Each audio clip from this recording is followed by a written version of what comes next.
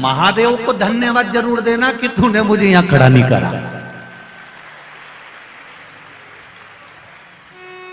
तुम किसी को देओ ना देओ, जिस चौराहे पर तुम्हें भिखारी नजर आए, जिस चौराहे पर तुम्हें भिक्षुक नजर आए, जिस चौराहे पर तुम्हें भिक्षा मांगने वाले नजर आए, उस जगह पर तुम उनको देओ ना देओ ये आपकी मर्जी। हम ये भी नहीं कहेंगे कि मत दो, कि हम ये भी नहीं कहेंगे कि देओ।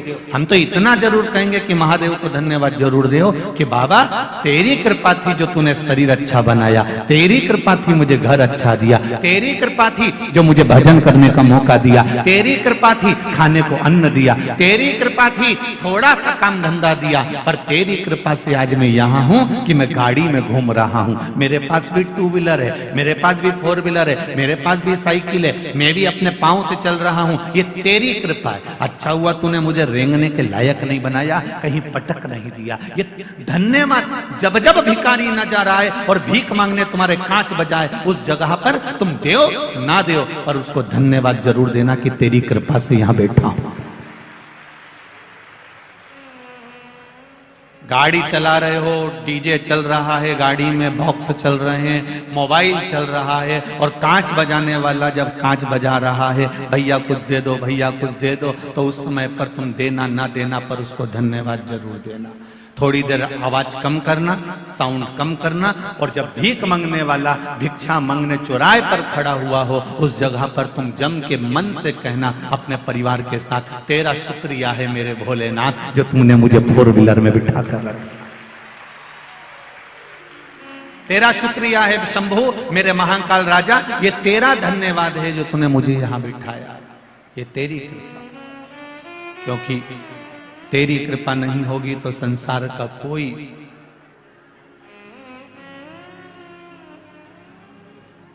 सुख नहीं मिल सकता।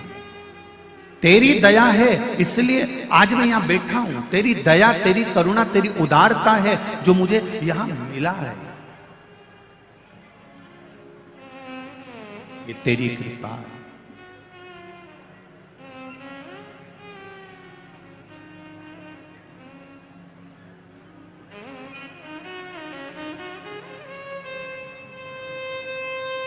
तुम्हारे दुख कटने में थोड़ा समय लग सकता है। वो कहते हैं ना, कोई जल्दी बनेगा, कोई लेट बनेगा। जम के बोलो जरा, कोई जल्दी बनेगा, कोई लेट बनेगा, पर शिव जी को जल चढ़ाने वाला एक दिन सेठ जरूर बनेगा।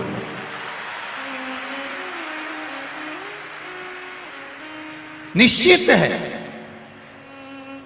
वो लंका का राजा रावण राक्षस, असुर प्रवृत्ति का, जब उसे सोने की लंका मिल सकती है, एक चोरी करने वाला चोर शिव जी के मंदिर में चोरी करने आया शिवरात्रि पर, उसने अपना कपड़ा निकाल के जला के आग लगा के उजाला कर कर चोरी का सामान देखा, और शंकर जी उसे कुबेर बना सकते हैं। एक मृगा करने वाला, हिरण को मारने वाला, पेड़ पे चढ़कर रात भर अपने बच्चों के पेट भरने की तैयारी करता है। रात भर बेलपत्री के पेड़ से बेलपत्र गिरती है, पानी की छाजल में से बूंद बूंद पानी गिरता है, और नीचे पड़े कंकर पर वो जल चढ़ता गया, और शिवरात्रि के दिन शंकर जी प्रकट होकर उसका भंडार भर देते हैं। ये शिवरात्रि की कथा। किसी को लेट मिलेगा, किसी को बोलो बोलो जल्दी मिलेगा, पर मेरे महादेव को जल चढ़ाने वाले को एक दिन सेठ पद जरूर मिलेगा। ये निश्चित है, वो मिलेगा।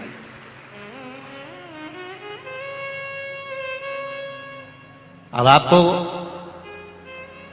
कहीं जाना नहीं है, हो कोई तुमसे कह दे वहां इतना बड़ा चमत्कार हो रहा है और गड़ा हुआ हंडा मिल रहा है, तो हमको भी बता देना, हम भी चले जाएंगे। हमें भी बता दो दादा, हम भी चले जाएंगे।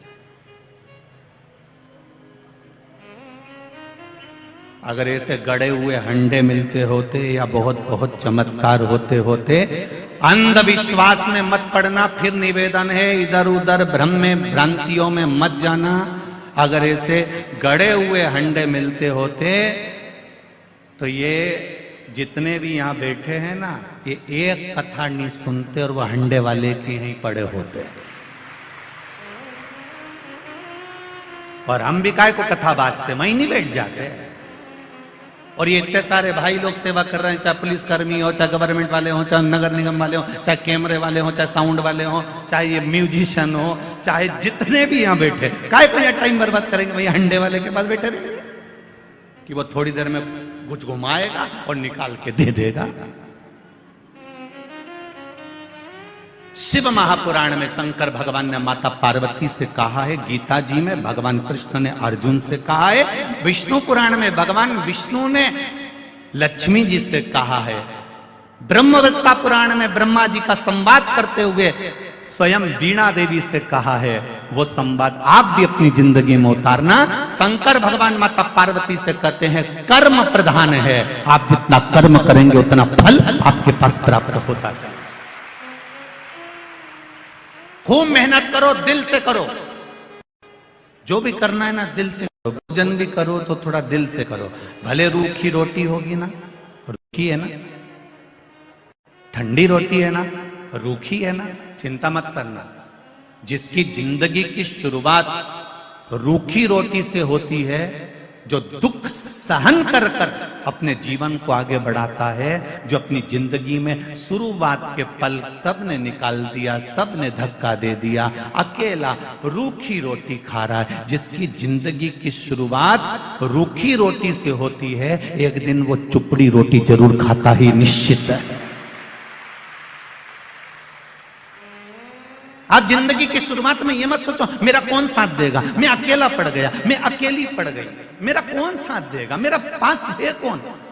उनके इतने पहचान वाले, उनके इतने रिश्तेदार, उनके इतने हैं, उनके इतने पहचान वाले, उनके साथ में इतने लोग हैं। अरे भाई ये छोड़ दो कि हमारा साथ कौन देगा। साथ देगा तुमने जो शंकर जी के मंदिर में एक लोटा जल चढ़ाया है, जो तुमने शिव भगवान पर एक बेलपत्र चढ़ाई है, जो तुम दिल रखकर शिव महापुराण की कथा में पहुंचे हो, तुम जो दिल से शिव पुराण सुनने वालों का सेवा कर रहे हो, भाव से आनंद से जो तुम गुणगान कर रहे हो, जो राम नाम, कृष्ण नाम, शिव नाम, पंचाक्षर मंत्र, षडाक्षर मंत्र, द्वादशाक्षर मंत्र, महामृत्युंजय मंत्र या श्री शिवाय नमस्तुभ्यम जप रहे हो, वो तुम्हें तुम्हारा साथ देने के लिए तत्पर रहेगा। जिस समय पर द्रौपदी का चीर खींच रहा था, गुरु द्रोणाचार्य भी बैठे थे, भीष्म पितामह भी बैठे थे, उनके पति भी बैठे थे, धृतराष्ट्र और गांधारी भी बैठे थे। ऐसा कौन था जो नहीं बैठा था? सब उस सभा में बैठे हुए थे। और रोई द्रौपदी, सबके सामने जाकर रोई। गुरु द्रोणाचार्य से बोला मैंने आपसे गुरु मंत्र लिया है, तुम मेरे गुरु हो, तुमने मुझे गुरु दीक्षा दी है, मेरा चीर खींच रहा है, ये मेरी साड़ी खींची जा रही है, तुम कुछ नहीं बोलोगे? साड़ी देख कर भी गुरु भी कुछ नहीं बोले और पांडव भी कुछ नहीं। इतना बड़ा वीर बैठा हुआ था भीम, इतना बड़ा बड़ा योद्धा बैठा हुआ था उस सभा में। भीम जैसे योद्धा भी बैठे हैं, अर्जुन जैसा धनुष चलाने वाला भी बैठा है, तीर चलाने वाला भी बैठा है। विद्वानों में विद्वान धर्मराज युधिष्ठिर तक बैठे हुए थे, नकुल सहदेव तक बैठे हुए थे। सब साड़ी देखते रहे पर कोई बचाने नहीं आया। अंत समय में फिर मेरे भगवान को आना पड़ा। उसी तरह जैसे भीम, अर्जुन, नकुल, सहदेव, युधिष्ठिर, भीष्म पितामह और धृतराष्ट्र, गांधारी, गुरु द्रोणाचार्य जितने थे ना, सब साड़ी देख रहे थे पर बचाने कोई नहीं आया। उसी तरह अंत अवस्था में पलंग पर पड़े रहोगे, सब नाड़ी देखते रहेंगे पर बचाने कोई नहीं आएगा। साड़ी देखने वाले भी बचाने नहीं आए और नाड़ी देखने वाले भी बचाने नहीं आए। अंत समय में केवल मेरा देव अधिदेव मां आएगा। अंत समय परमात्मा की ओर जाने में देरी मत करो। कितना विश्वास है आपका? जितने लोग इस पूरे ग्राउंड में बैठे हुए लाखों की संख्या में, इससे डेढ़े पूरे ग्राउंड के चारों तरफ बाहर बैठकर ओटलों पर कथा सुन रहे हैं। जितने अंदर हैं उससे डेढ़े बाहर हैं।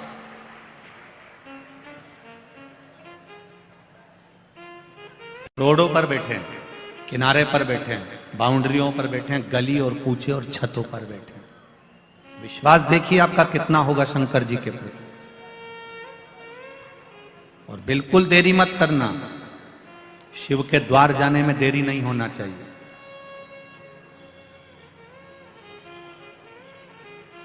एक पत्र आया है, आज और कल का ही पत्र है, देख लीजिए।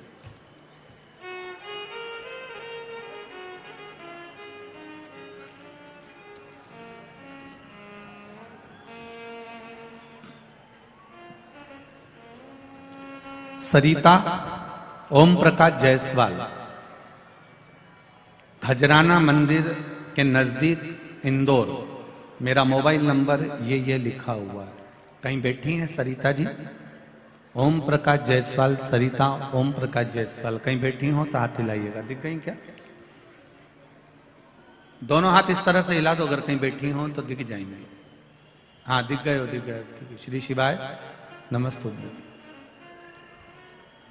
सरिता जी आपने लिखा है, बखान क्या करूं मैं बाबा, कल मैं कथा सुनने आई थी। कल मैं कथा सुनने आई थी और मैं जिस चीज का बरसों से इंतजार कर रही थी वो मेरे साथ में कल हुई। गुरुजी, मेरी बाबा की कृपा से 4 साल पहले जो इंटरव्यू दिया था उसका रिजल्ट कभी नहीं आना था, पर बाबा की कृपा से मेरी रेलवे की नौकरी का रिजल्ट कल कथा सुनने पर यहां से जाते समय आ गया। यह पत्र है सरिता जी, ओम प्रकाश जायसवाल, खजराना, इंदौर। मोबाइल नंबर भी आपने दिया है, आपको बहुत बहुत धन्यवाद। बैठिए दीदी। श्री शिवाय नमस्तुभ्यम। बाबा की कृपा, मेरी रेलवे की जॉब का ऑर्डर, नौकरी का ऑर्डर कल आ गया। गुरुजी मैं कथा सुनकर जा रही थी और बाबा ने मेरा हाथ पकड़ लिया। ये शिव है, ये शंकर।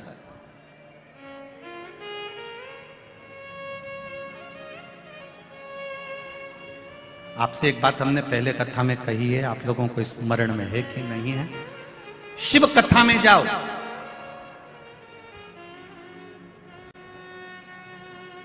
तुम्हारे गले की चेन, मंगलसूत्र, अंगूठी, ब्रेसलेट, पर्स, मोबाइल सब घर पर रखकर आओ। यहां जब आओ तो केवल शिव जी पर विश्वास लेकर आओ, उसके सिवा कुछ मत लाओ। केवल विश्वास लेकर आओ, केवल भरोसा, केवल दृढ़ता, उसके सिवाय कुछ नहीं। और जब विश्वास पूर्ण होगा तब कुछ फल की प्राप्ति जरूर।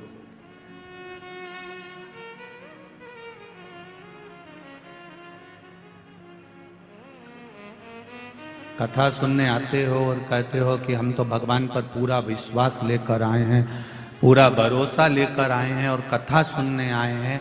मुझे तो नहीं लगता कई लोगों को देखकर कि आप कथा सुनने आए हो। सवेरे 8 बजे से 7 बजे से 6 बजे से पंडाल में आकर बैठे हो, तो किसके लिए बैठे हो? कैमरे वाले के लिए?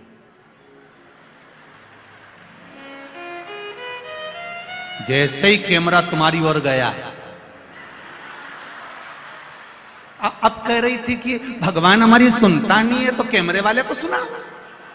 जिसके लिए आए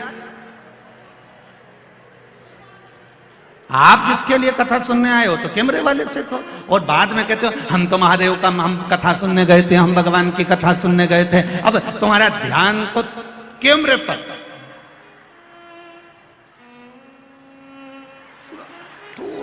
तुरंत बस उसने कैमरा उधर करा और तुम्हारा ध्यान गया और तुमने तुरंत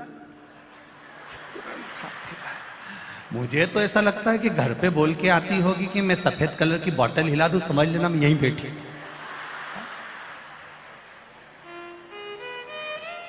तुम ए सुधर जाओ रे, और नहीं सुधरो तो सिधर जाओ रे, थोड़ा तो सुधरो। वो बाद में कहते हो हम तो कथा, उसने दिल से सुनी, एक दिन भी नहीं लगा रिजल्ट आने में, आया कि नहीं आया, ये पत्र आया। और ऐसे कई पत्र पढ़े, अभी तो ये पढ़ने बाकी है, ये तो थोड़े बहुत पढ़े हैं जो पढ़े हुए।